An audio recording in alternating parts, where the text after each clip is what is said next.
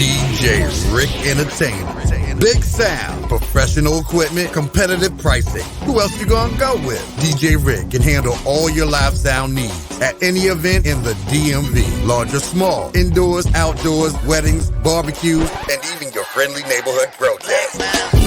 You need an experienced and professional sound man? Call DJ Rick Entertainment. 202-749-7903. That's 202-749-7903. Wait a minute. I know what you're thinking. Man, DJ Rick got my event sounding so good. How can I live stream it on the internet? Well, guess what? DJ Rick offers live streaming services too. So you can Facebook and YouTube your event worldwide with full audio fidelity. Call DJ Rick Entertainment. 202-749-7903. Or send them an email. DJRick4321@gmail.com. That's DJRIC4321@gmail.com. Big sound at competitive pricing. And now live streaming. DJ Rick Entertainment.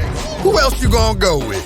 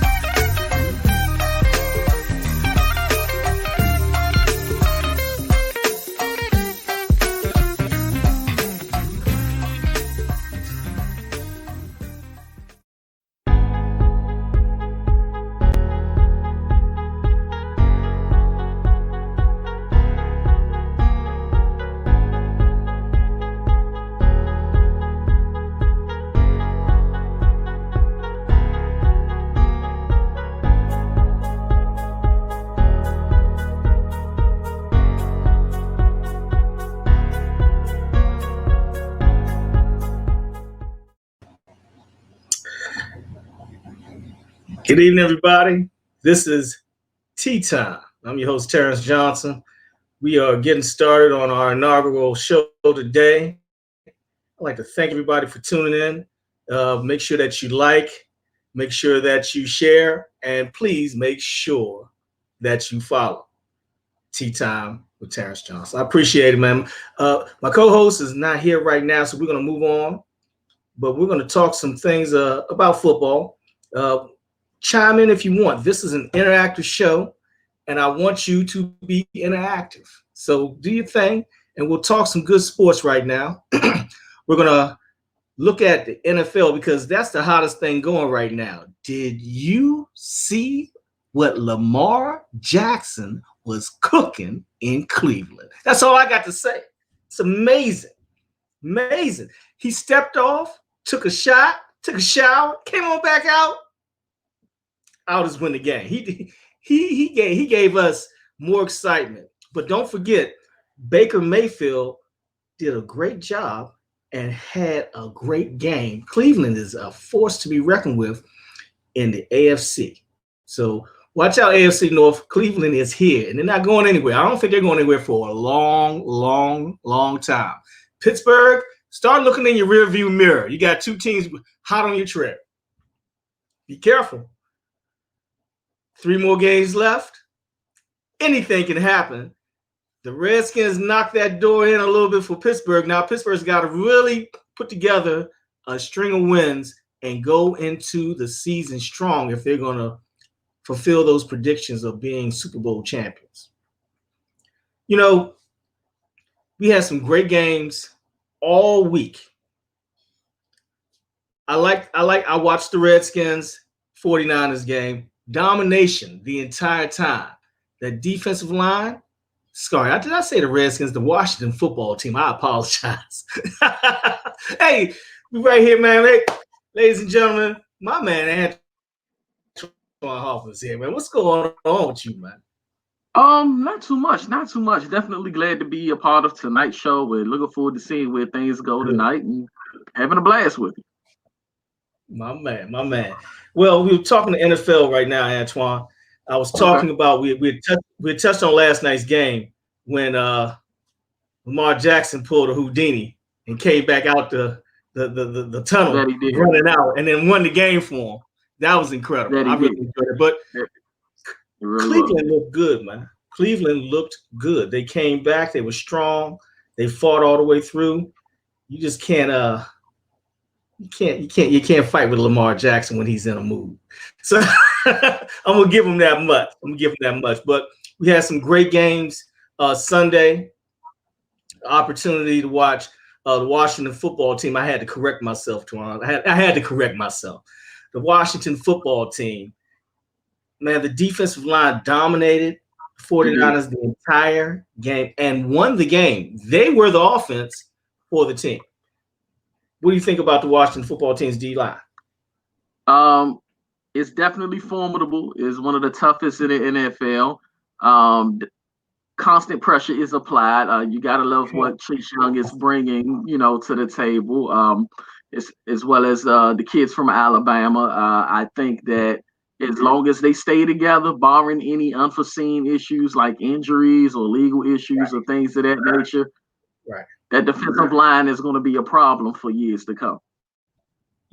I was going through the stats. Chase Young had an incredible game, but Montez Sweat, they flip-flopped him. They started on the opposite sides. Chase Young was starting on the left side. They flip-flopped him to the right side where he can chase more from the backside. And I think that was genius by Jack Del Rio, because now he has a stand-up 6'6" defensive end on the front end of a right-handed quarterback. And next thing you know, he's up in the air and the ball's batted down. You might get something like an interception or a touchdown like we got with Chase Young Sunday, man. Absolutely. And the scary thing about Chase Young is he's not 21 yet. So what that tells us is, physically he still has some growing to do. He's already a monster now.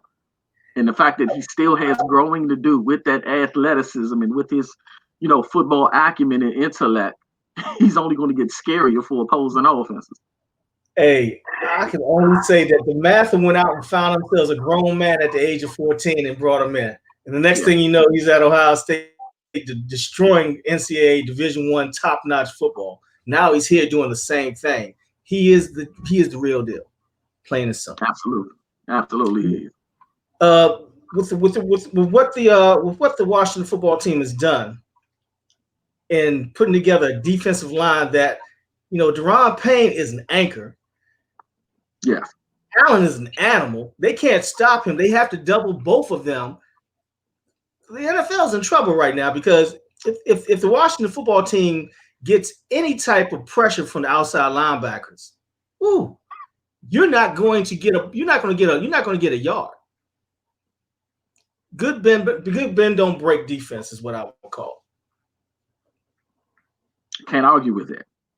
Can't argue with that at all. And I mean, you have to, for years, I as a Washington football team / Redskins fan have not been a fan of how, the front office was structuring this team. I mean, I felt like, Dan Snyder was too hands-on and he wouldn't allow general managers to come in and do what they were supposed to do. But you can see the fruits of the labor of the front office structure. And the hope moving forward is that Snyder will continue to fall back, allow, team presidents and general managers to do the job that they need to do to structure a unit that is conducive to winning. I mean, we're seeing elements of that now, but, once upon a time, we saw promise in 2012, and then we kind of reverted back to, mediocrity. So hopefully this is the beginning of a true trend in the right direction.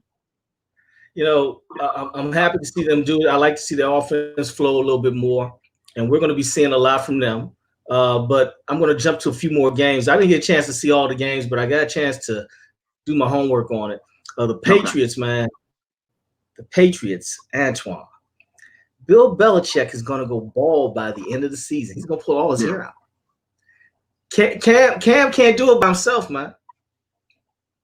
He can't, but Cam, unfortunately, has been a contributing factor to New England's regression. I honestly thought, with him being cut from Carolina, I was willing to bet the farm that Cam Newton was going to come out and play with a brand of conviction that, made Carolina regret parting ways with him. But I don't know what it is. I can't quite put a finger on it, but Cam is not doing what I hoped he would have. I mean, I seriously thought Cam was going to light the league up, but I mean, he has, been turnover prone. He has made some kind of questionable decisions that have, put the offense in some, precarious situations. Right. I'm not sure what it is. That's a nice way to put it. Yeah, and I mean, I don't know if what are we now left with 3-4 games left in the season, and I don't know if it's enough time, for him to truly turn things around and make a significant difference for the team collectively, but at least for himself, especially considering this is like a contract year of sorts, or an audition of sorts for him, since he has a 1-year deal with the Patriots, that he can let other teams know, just in case the Patriots decide not to re-sign him, that he can still play this game and that, he can still win. This is a good question for everybody out there. And Antoine, you can answer right now.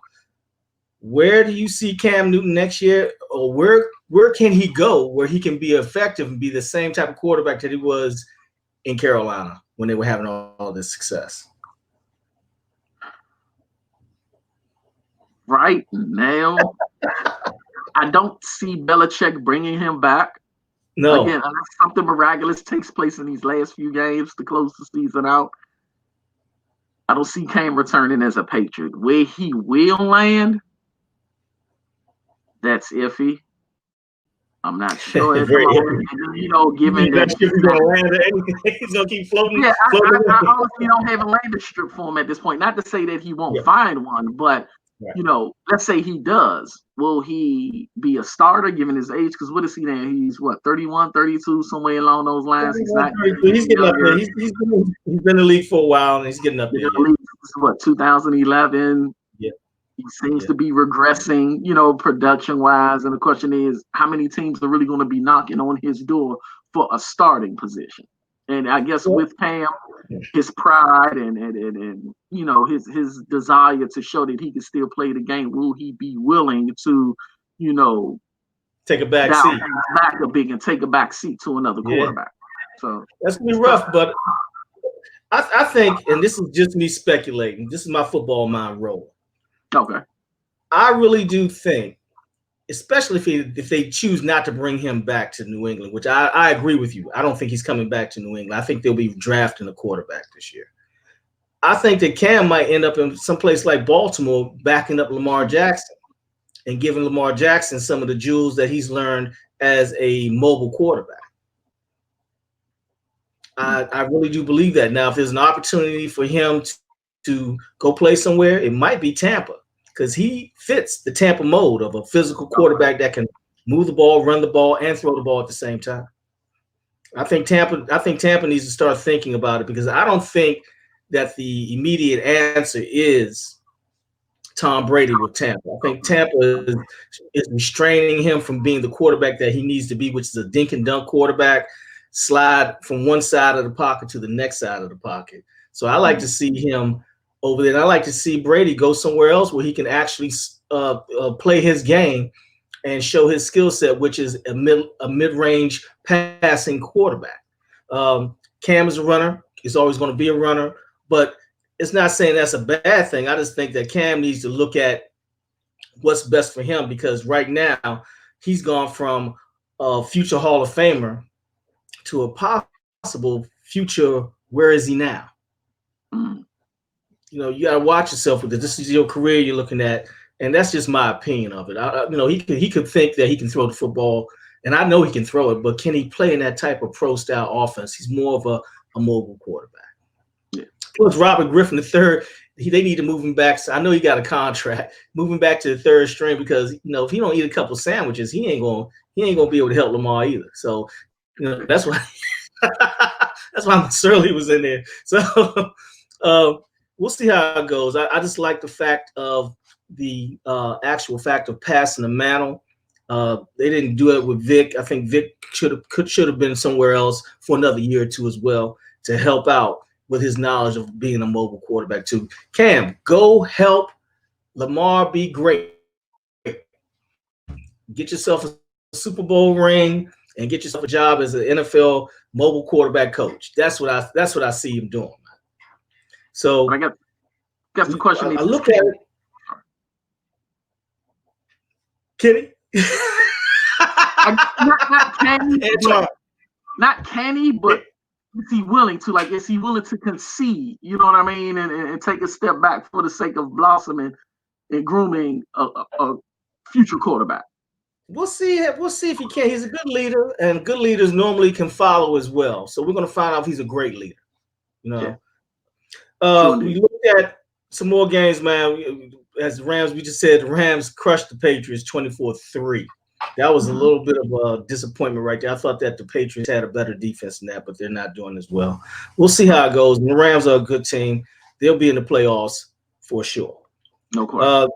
You got the Titans that came and just bulldozed the Jacksonville Jaguars 41-10. That was a little embarrassing. I think that Jacksonville has and will never turn the corner like they think they will. They're going to be in trouble for an awful long time with that type of situation and the coaching problems that they're having and the overall organizational situations too. I don't like the way it looks. And if you're there, you better get yourself a contract with another team because there's not going to be a Super Bowl there. You're just going down there playing football. The Packers and the Lions. The Lions are strong, but they're not strong enough. They got fight in them, but they don't have that X factor that they can win a game. And that kind of puts me in a position where I'm like,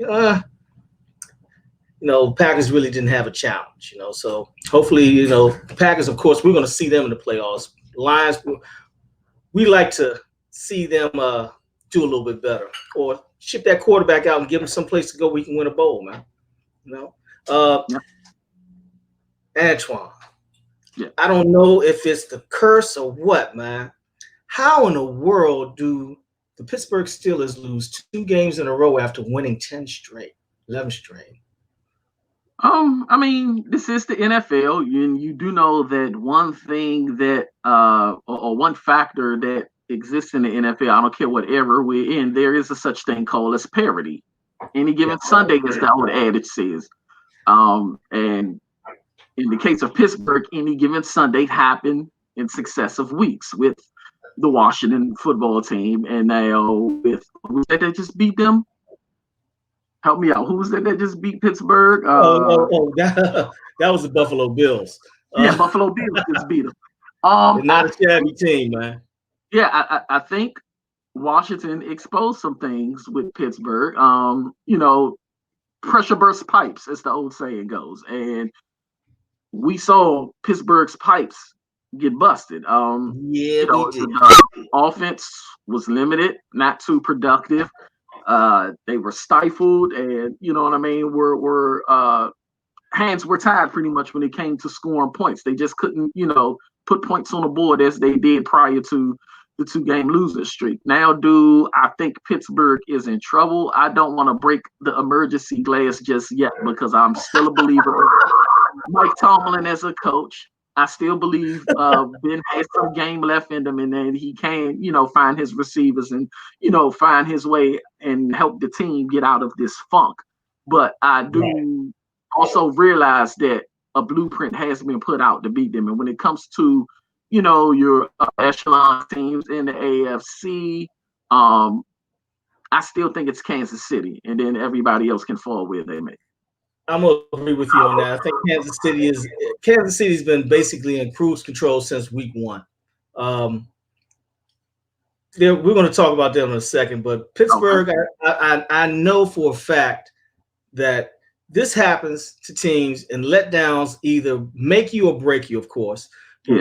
Great teams, they take the losses, they regenerate all their situations, and they retool and they get ready to go right back at it. Sometimes when you get a good defense like Washington's team that's a great defense. What they did was they shut them down by rushing just 4, maybe 5. They didn't rush and blitz Ben a whole lot because Ben wasn't going to go and audible to a run. Ben is going through it. So what you do is you bang the corners and you keep the middle straight. Your middle linebacker is the spy. Your two outside linebackers go from hook to curl straight to the flat, and there's nowhere to throw it. There's nowhere to throw it. So if they don't generate a run game, they have a good run game, good run process, but they've gotten away from it a little bit. I think when they get back to it and give a little balance, you never know. I think Mike Tomlin, who's a great coach, already understood that.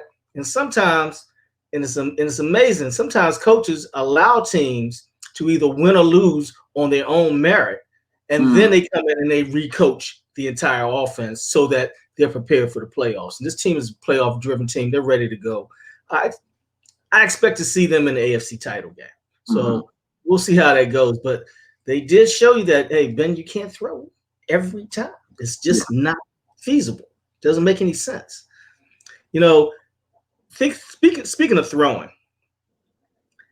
the Chargers and the Raiders threw nothing but smoke all day. All day. Next thing you know, it's going to be that same way next Thursday. So make sure you guys watch that game too, because that's going to be a game that's going to put you in a situation where you're really going to need it.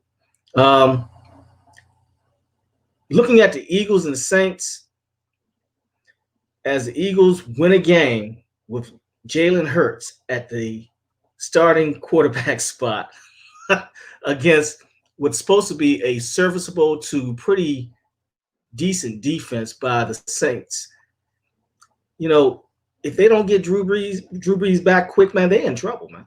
They're in real trouble. Drew Brees drives that team emotionally, spiritually, and physically. You know, for some reason, I think, you know, Drew Brees took the keys and gave the other keys, and they can't do anything but go down the street and the car cut off. So I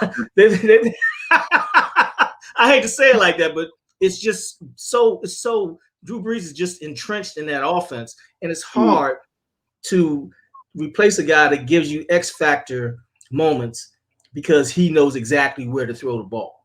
You know, we'll see what happens with them. The Eagles picked up a win. You know, I think if they lose one more, they're out of it completely. But they're about finished right about now. The Eagles need all three wins to get consideration for the playoffs.